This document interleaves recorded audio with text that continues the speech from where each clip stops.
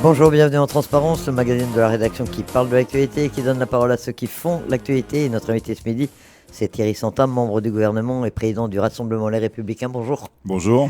Merci d'avoir accepté notre invitation. Alors, votre actualité, c'est l'annonce mercredi de votre candidature aux législatives dans la seconde circonscription. Mais auparavant, il est utile sans doute de revenir sur le climat politique actuel. Un climat particulièrement tendu avec les élus loyalistes qui quittent le Congrès lors de l'examen du budget 2022. Un budget adopté par les seuls indépendantistes, les membres à venir en confiance qui n'assistent pas à la séance hebdomadaire du gouvernement. Thierry Santin, est-ce qu'on avait déjà connu une telle situation ? Je pense que là, on est arrivé quand même à un certain paroxysme. Mais vous savez, c'est ce qui s'est passé au Congrès en début de semaine n'est que la partie immergée de l'iceberg, d'une certaine façon, parce que ça fait plusieurs mois que nous dénonçons au sein du gouvernement un manque total de collégialité. On pensait qu'au Congrès, malgré tout, on allait pouvoir envisager un travail en commun avec un travail sur des amendements, sur ce budget pour lequel nous avions voté contre quand même au gouvernement. Et on s'est rendu compte que finalement les choses se passaient exactement de la même façon, c'est-à-dire qu'il n'y avait aucune prise en considération des observations que l'opposition que nous sommes, parce que la réalité c'est celle-là.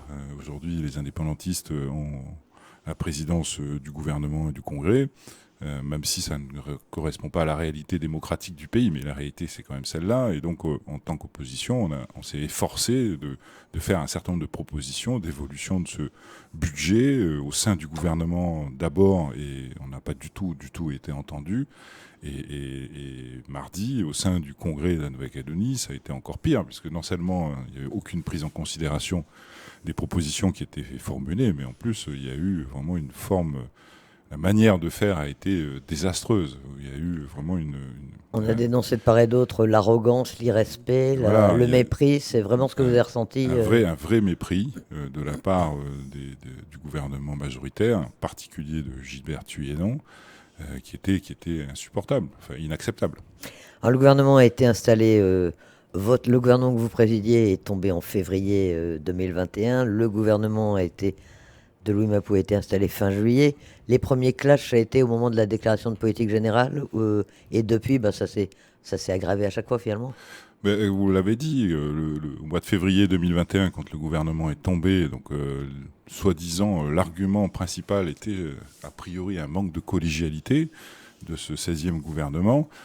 J'ai toujours pas compris, surtout quand le jour même, faut s'en souvenir quand même, le jour même, le gouvernement que je présidais avait adopté à l'unanimité des 11 membres du gouvernement le débat d'orientation budgétaire 2021, qui avait été construit avec le temps, puisqu'on a organisé plusieurs réunions, plusieurs séminaires même, de journées entières, de discussions, d'échanges, pour arriver à ce résultat, à cette unanimité. Le jour même, donc, démission des membres indépendantistes. Malgré tout, on a discuté entre nous, les 4 membres de l'AEC. On s'est dit, bon allez, on est là pour travailler pour les Calédoniens. C'est pas grave, mettons-nous au travail. La situation est critique. La situation économique, sociale était difficile. Elle l'est encore plus aujourd'hui. La situation sanitaire, souvenez-vous, n'était pas non plus au beau fixe. On avait en plus une échéance électorale quand même fondamentale à la fin de l'année. Donc on avait convenu ensemble de se mettre au travail, malgré tout, pour le bien des Calédoniens. On avait accepté la vice-présidence, Isabelle est vice-présidente du gouvernement, et on s'est investi très sincèrement, à la fois dans nos secteurs de responsabilité qui nous étaient confiés, mais surtout dans la gestion de la crise sanitaire qui, hélas, ensuite a dégénéré. Et puis, on se retrouve en fin d'année pour la déclaration de politique générale, où on a même pas eu la possibilité d'avoir notre mot à dire, puisqu'on a découvert cette déclaration le jour même de sa lecture. On a assisté, malgré tout, à la déclaration du président Mapou. Tout de suite derrière, ils ont commencé à évoquer leur projet de délibération de réforme fiscale, où on aurait bien voulu être consulté sur les choix à faire et puis les priorisations surtout à mettre en œuvre. Et là aussi, vous n'avez pas pu être entendu du tout. Aucune concertation. Derrière, le débat d'orientation budgétaire 2022, toujours pas de concertation. Le budget primitif 2022, absolument pas concerté. Les seules fois où on s'est rencontrés, c'était au mois de décembre et janvier de l'année. Budget ensuite présenté au mois de mars 2022. Et entre-temps, aucune rencontre, aucune discussion, aucune réunion, aucun séminaire. Enfin, c'est un déni total de la notion même de collégialité au sein de ce gouvernement, quoi. Mais alors vous-même, vous avez été, on le rappelle, un président du Congrès, président du gouvernement. Avec l'expérience qui est la vôtre, vous expliquez les choses comment? C'est une volonté des indépendantistes de ne pas mettre en œuvre la collégialité? C'est une incapacité à gérer les choses? C'est une volonté majoritaire? Ça s'explique comment? Clairement, c'est une volonté majoritaire, hein. Je veux dire, les décisions qui sont prises aujourd'hui au sein du gouvernement sont des décisions purement majoritaires, dès lors qu'il y a une forme d'opposition, ou même parfois simplement de questionnement de notre part. C'est même pas une opposition bête et méchante, c'est une opposition constructive, où on fait des propositions quand même face aux différents projets et textes que j'ai évoqués précédemment. Et là, aucune prise en considération. Donc il y a une vraie volonté majoritaire. Mais je crois que cette situation, elle montre surtout l'obsolescence de nos institutions calédoniennes d'aujourd'hui, avec cette pluralité de partis politiques représentés dans nos institutions. Quand même, hein, le gouvernement, 11 membres, il y a 7 partis politiques qui sont représentés, que ce soit du côté loyaliste ou du côté indépendantiste, en l'occurrence. Donc c'est cette réalité-là, hélas, que l'on constate aujourd'hui, où on ne peut plus continuer à fonctionner de cette façon-là. Donc dans la perspective, on est en plein dedans, dans la perspective de ce que nous devons faire demain, c'est forcément un sujet qu'on va devoir mettre sur la table et revoir et modifier pour qu'il puisse y avoir une vraie capacité de gestion d'un gouvernement, parce que c'est quand même le rôle d'un gouvernement. Le gouvernement, c'est là pour gérer le quotidien des Calédoniens et pas autre chose, pas pour faire de la politique politicienne.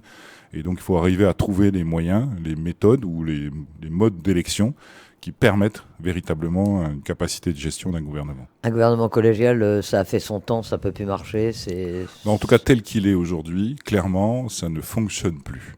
Donc ça ne veut pas dire qu'il faut supprimer une forme de représentativité indépendantiste au sein du gouvernement, mais il faut qu'il y ait une majorité qui puisse exercer véritablement une politique que les Calédoniens auront choisi majoritairement dans une élection, comme ça fonctionne dans les différentes assemblées de province. En réalité, les provinces, elles, fonctionnent normalement parce qu'il y a des majorités qui s'installent et qui mettent en œuvre une politique pour laquelle elles ont été élues. Il faut trouver un mode de nomination ou d'élection qui permettent également ce genre de capacité de gestion. Je ne veux pas aller plus loin parce que ça sera forcément des points qui vont être discutés ensuite dans le cadre des négociations sur l'avenir institutionnel de la Nouvelle-Calédonie. Et c'est bien dans ce cadre-là que les choses vont se décider. Mais on ne peut pas ne pas revoir le mode de fonctionnement actuel des institutions territoriales de la Nouvelle-Calédonie. Et en attendant, est-ce qu'il faut faire chuter le gouvernement? Est-ce que c'est une intention, une volonté des membres à venir en confiance du gouvernement?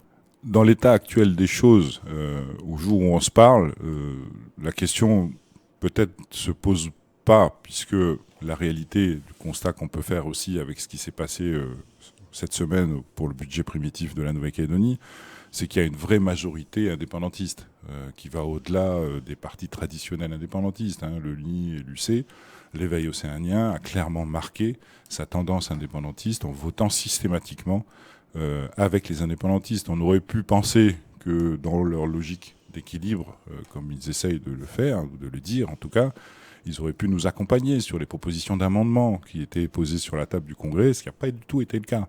Ils ont systématiquement voté avec les indépendantistes. Donc il y a une vraie majorité indépendantiste aujourd'hui au sein du gouvernement et du Congrès de la Nouvelle-Calédonie. Donc quel serait l'intérêt de faire tomber le gouvernement au moment où on se parle, sachant que le lendemain, les choses, hélas, risquent d'être les mêmes. Donc c'est pas le moment, mais je pense que ça ne peut pas non plus continuer de cette façon-là. Ce qui s'est passé dans le départ des loyalistes du Congrès et dans notre non-participation à la séance du gouvernement le lendemain, c'est surtout une manière, c'est un électrochoc si vous voulez qu'on essaye de faire passer, de dire à nos partenaires opposants indépendantistes que c'est pas comme ça que ça doit fonctionner, qu'il faut changer la méthode, il faut qu'on discute. C'est toujours comme ça que les choses se sont passées. À l'époque, c'était nous qui étions dans la majorité et eux dans l'opposition, et on a toujours, il n'y a jamais eu un budget de la Nouvelle-Calédonie voté sans amendement. Ça n'a jamais existé. Là, c'est la première fois que ça arrive. Donc c'est ça qu'on essaye de dire. Changeons de méthode et on reviendra autour de la table des discussions et du travail. Et de toute façon, on est là pour travailler tous. Voilà, après les tensions de mardi, vous avez l'impression que le dialogue est possible, que vous allez pouvoir renouer les fils du dialogue, comme on dit, aussi bien au Congrès qu'au gouvernement? C'est nécessaire, Ou est-ce que c'est ça a été trop essentiel. violent et trop dur entre vous? Il faut visiblement que les choses soient un peu dures et on l'a montré, hein, on est capable de s'unir, hein, toutes les tendances loyalistes du pays. Hein, je vous dis ça parce qu'on va certainement en parler tout à l'heure. Donc on a montré cette capacité d'union quand on est face à une situation inacceptable, comme ça a été le cas cette semaine. Mais le dialogue, il est absolument nécessaire. Et ce que j'espère, c'est que les indépendantistes prennent conscience de cette réalité et change d'attitude pour qu'on revienne à la table d'abord du travail dans nos institutions et demain dans les discussions que nous devrons avoir pour l'avenir de notre pays, de nos enfants et nos petits-enfants. Oui, justement, ces discussions sur l'avenir, là, nous sommes 3 mois et demi après le référendum du 12 décembre.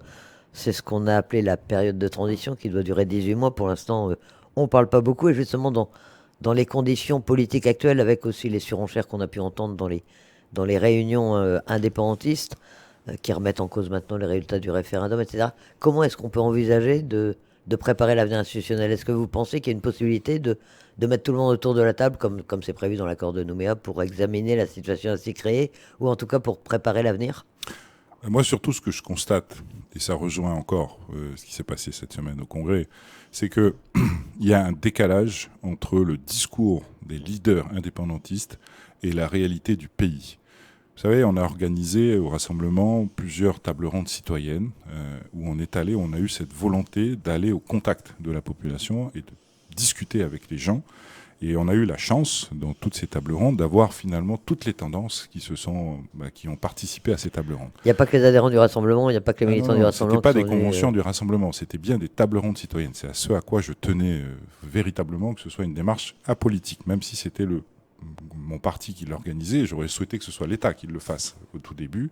Ça n'a pas été le cas, donc j'ai pris la décision de le faire. Mais dès le départ, j'ai posé les conditions de cette consultation avec vraiment une démarche apolitique, avec une ouverture totale à toutes les autres sensibilités politiques du pays, mais de la société civile en général, et surtout un engagement de ma part d'en rendre public ensuite les débats. C'est ce que nous allons faire dans les semaines à venir. Eh bien, là, on voit véritablement le fossé, je le répète, entre les représentants. On constate que nos institutions, les membres qui sont élus dans nos institutions, ne représentent plus la réalité de notre pays. On a de telles postures, et je suis convaincu que c'est la situation qui le veut, de telles postures politiques dans nos institutions, qu'on ne parle plus finalement au nom des Calédoniens en général. Ce qui s'est passé encore une fois au Congrès le prouve, je suis convaincu, la majorité des Calédoniens, quels qu'ils soient indépendantistes ou pas indépendantistes, ne peuvent pas accepter que la minorité soit traitée de cette façon-là. Ça fait 30 ans que ça ne fonctionne plus comme ça. On a passé des accords les uns avec les autres justement pour que la majorité prenne en compte la minorité. Alors c'est sûr, pendant très longtemps, c'était les loyalistes à la majorité et les indépendantistes à la minorité, dans les institutions, je parle. Maintenant, c'est l'inverse. Et maintenant qu'ils sont aux responsabilités, alors que c'était les premiers à crier au loup dès lors qu'il n'y avait pas de consensus ou de discussion consensuelle, et c'est les premiers aujourd'hui qui ne le font pas. C'est pas possible. D'autant plus que dans la population, ils sont pas majoritaires en plus, comme l'ont prouvé les. Et voilà, a fortiori quand on sait que cette référendum. majorité institutionnelle n'est pas représentative de la réalité du pays, comme l'a prouvé les 3 derniers référendums de la Nouvelle-Calédonie. Enfin voilà, c'est pas acceptable. Ce n'est pas acceptable. Et c'est bien ce qu'on a voulu dire à ce moment-là, et en espérant que ce soit entendu et qu'on puisse passer à autre chose et continuer à avancer. Pour revenir d'un mot sur ces tables rondes, il y a des choses qui vous ont surpris vraiment, à part donc cette déconnexion entre la population et ses élus. Il y a eu des réflexions, des travaux qui vous ont interpellé, qui peuvent vous servir dans les discussions pour l'avenir? Je suis convaincu que ça nous servira dans les discussions. Oui, il y a eu des choses très intéressantes et qui sortaient peut-être un peu de l'ordinaire. Après, il y a eu des choses auxquelles on s'attendait, forcément. Je ne vais pas en dévoiler davantage puisqu'on fera un communiqué de presse ou une conférence de presse pour en divulguer la substance. Mais ce qui est sûr, c'est que l'avantage de ce genre de démarche, c'est justement que la société civile, elle a cette légitimité, qu'elle n'est pas biaisée, que sa réflexion n'est pas biaisée par, je le répète, des postures, des a priori, des doctrines ou ce qu'on veut. Et qui cherche à chaque fois, cette société civile, quand elle est face à un problème, elle va aller chercher des solutions pragmatiques, simples. Et c'est ça qui est ressorti finalement de ces tables rondes. Et là, finalement, on fait les choses dans l'ordre. Hélas, peut-être on l'a pas fait des années précédentes. C'est-à-dire qu'on n'a pas, on met les bœufs avant la charrue. C'est-à-dire qu'on consulte d'abord les Calédoniens, les citoyens calédoniens. Ils nous disent comment eux voient la société calédonienne de demain. Et j'espère, en tout cas moi je ferai cet effort-là, c'est de prendre en considération cette réflexion de la société civile calédonienne pour nous en inspirer ensuite dans la réflexion dont nous avons la responsabilité, les responsables politiques, qui est l'avenir institutionnel. Comment on organise ensuite nos institutions, nos collectivités, pour répondre au mieux aux attentes des Calédoniens. C'est tout le fond de la démarche que nous avons lancée.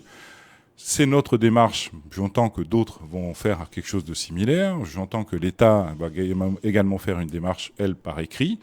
J'entends que le CESE aussi va s'auto-saisir d'un certain nombre. Tout ça, c'est bien. Tout ça, ce sont des bonnes choses, ce sont des bonnes démarches, dès lors qu'on va au contact des Calédoniens et qu'on leur demande ce qu'ils pensent de leur avenir et comment ils voient leur avenir pour eux et pour surtout nos enfants et nos petits-enfants demain, les générations suivantes. Mais avant d'entrer dans le dur de ces discussions sur l'avenir, il y a un certain nombre d'échéances électorales, vous le savez. Les prochaines, c'est d'abord l'élection présidentielle, c'est les 10 et 24 avril, c'est-à-dire que c'est demain. Le Rassemblement est engagé dans le soutien à Valérie Pécresse et vous recevez même Florence Portelli qui vient participer à cette campagne. Ce sera pratiquement la seule représentante nationale à venir participer à la campagne présidentielle en Calédonie. Je vous confirme que Florence Portelli arrive ce soir et organise une grande réunion publique lundi prochain à 18h au Centre culturel du Mont d'Or, réunion publique, c'est-à-dire ouverte à tous, à tout le monde, tous ceux qui le souhaitent, pourront participer à cette rencontre avec Florence Portelli, qui est une des porte-paroles de Valérie Pécresse et qui pourra donc développer le programme de Valérie Pécresse au niveau national, bien sûr, mais surtout au niveau calédonien. Et j'espère pourra apporter des réponses à un certain nombre de questions que se posent nos compatriotes. Très franchement, Thierry Sontac, quand vous voyez où est Valérie Pécresse aujourd'hui dans les sondages, vous inquiétez, comment est-ce que vous réagissez? Vous vous attendiez à ce qu'elle soit mieux située, en tout cas à 10 jours de l'élection aujourd'hui? Vous savez, moi, les sondages, je m'en méfie beaucoup. Je vais prendre un exemple très simple. Je veux juste rappeler aux Calédoniens, les sondages avant le premier référendum, où on annonçait un score extraordinaire pour les non-indépendantistes. Le fameux 70-30. Le fameux 70-30, et on s'est retrouvé avec le score que tout le monde connaît. Je me rappelle aussi des sondages des élections présidentielles précédentes.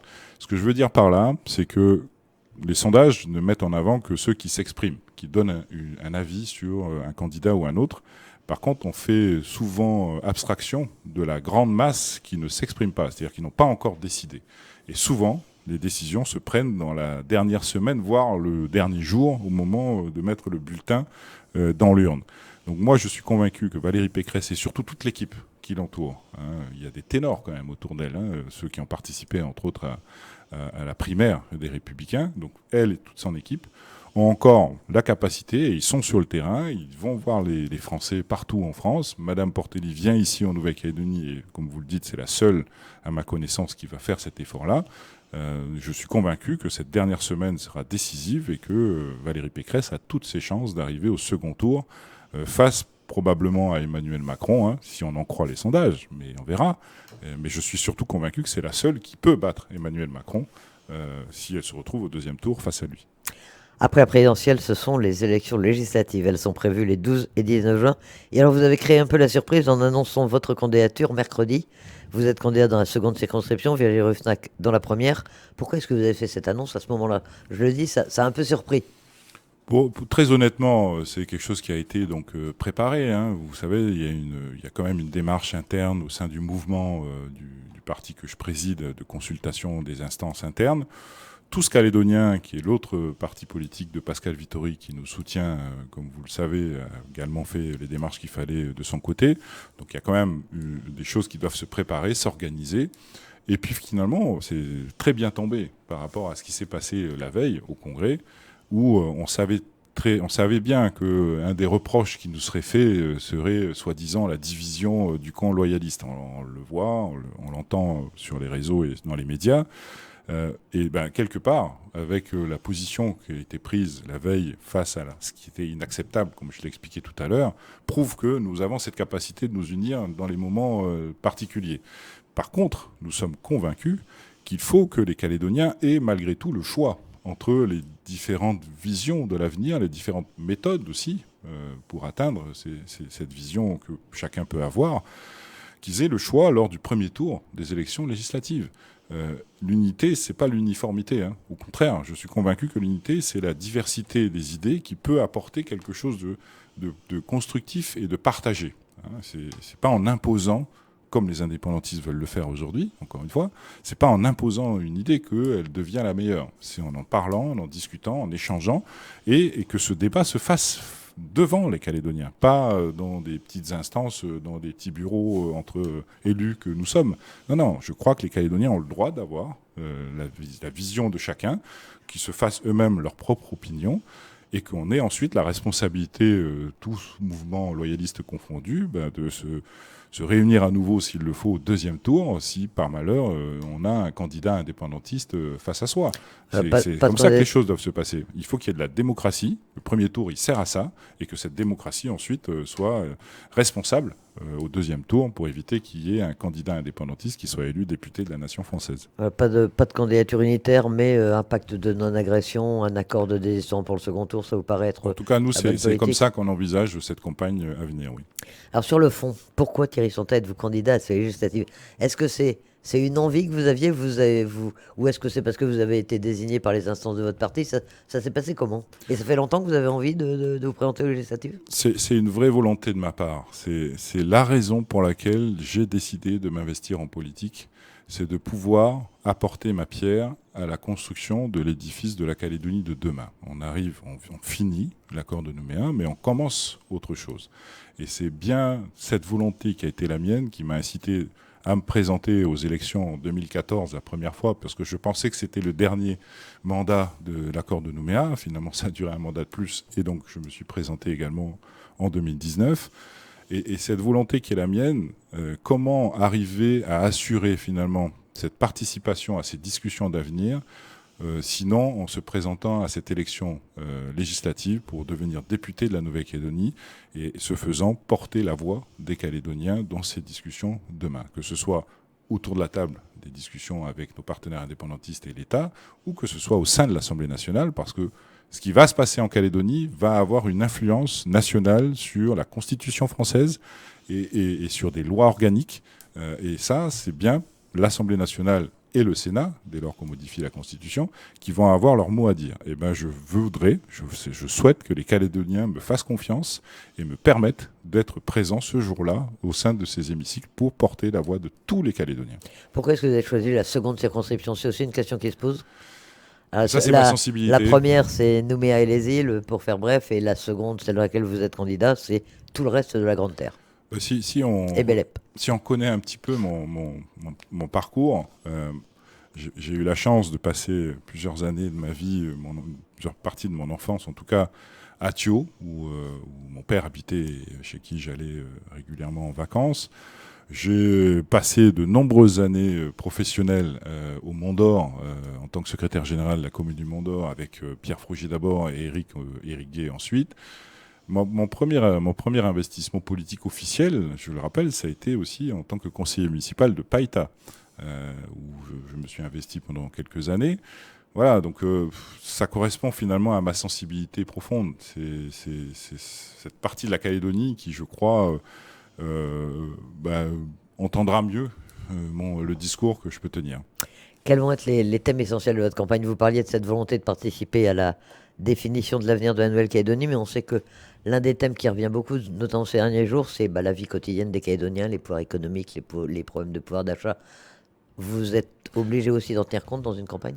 C'est des thèmes qui vont forcément être discutés pendant cette campagne, au-delà, comme vous l'avez dit, de l'avenir institutionnel, où il faudra poser des principes. Je pense qu'il ne faudra pas aller au-delà de principes.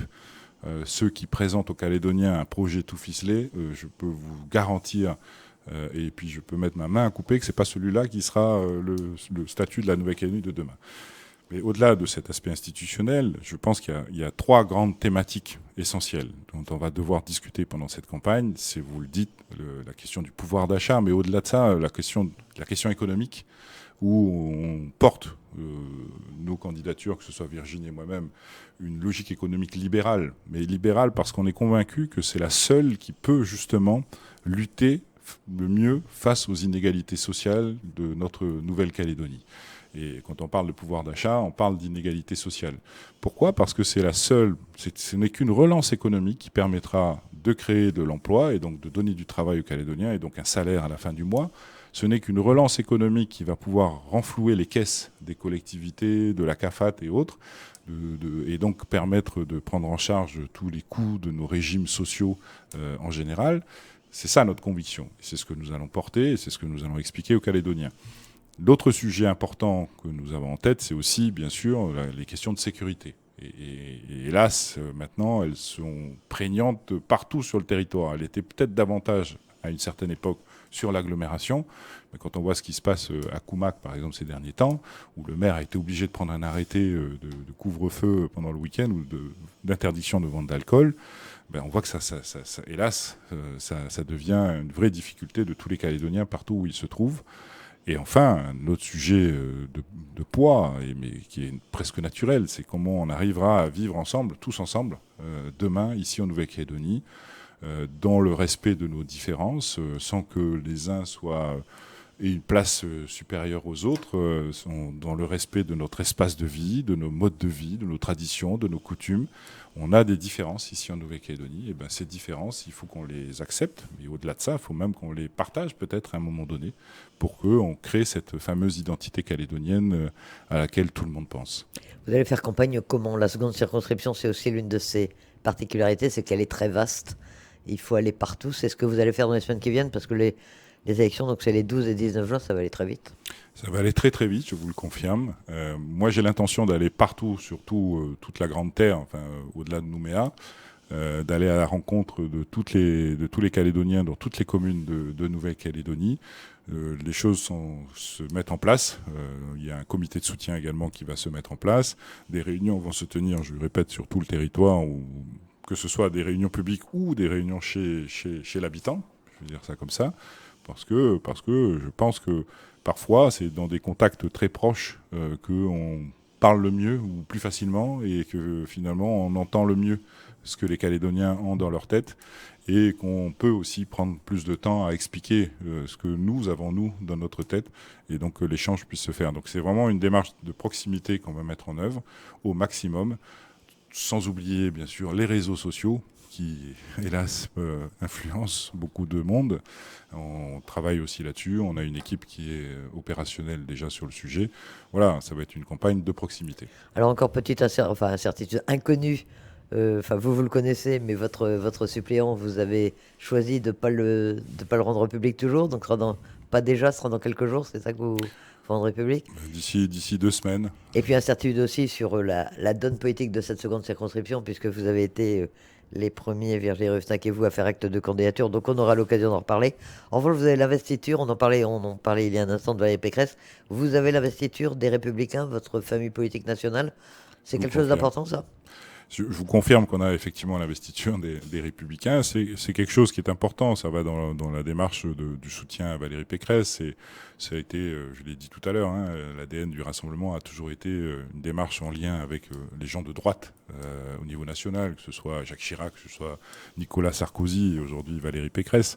Mais ce qui est le plus important quand même, c'est quand même cette élection législative à nos yeux, parce que c'est là où on va choisir les députés de la nation, comme je l'ai dit tout à l'heure. Autrement dit, c'est l'Assemblée nationale, c'est la couleur politique de l'Assemblée nationale qui ne sera pas forcément celle du président ou de la présidente de la République. C'est 2 élections différentes. C'est elle qui va définir cette couleur politique de l'Assemblée, la couleur politique du gouvernement national, qui lui va être celui qui se retrouvera autour de la table, je l'ai dit tout à l'heure, des discussions. Mais c'est aussi surtout l'élection des 2 députés calédoniens. Et ce sont ceux qui vont porter la voix, qui vont devoir porter la voix de tous les Calédoniens, toutes sensibilités confondues, au-delà de notre propre sensibilité. Ce sera ça notre responsabilité. En tout cas, c'est comme ça, moi, que je vais aller à cette Assemblée nationale pour porter, encore une fois, ce qui me paraîtra le plus équilibré pour que chacun, ici en Nouvelle-Calédonie, trouve sa place et soit respecté à sa place et qu'ensemble, on construise notre communauté calédonienne de demain. Eh bien, nous aurons forcément l'occasion d'en reparler dans les semaines qui viennent. Thierry Santa, membre du gouvernement, président du Rassemblement et candidat à l'élection législative. Merci d'accepter notre invitation ce midi. Merci pour l'invitation. La fin de ce magazine Transparence, magazine qui sera rediffusé dimanche soir, juste après votre édition de 17h45. Vous pourrez dans un instant le retrouver en podcast audio et vidéo sur le site internet de Radio Rythme Bleu. Excellent après-midi à tous. Votre prochain rendez-vous d'info, c'est à 13h.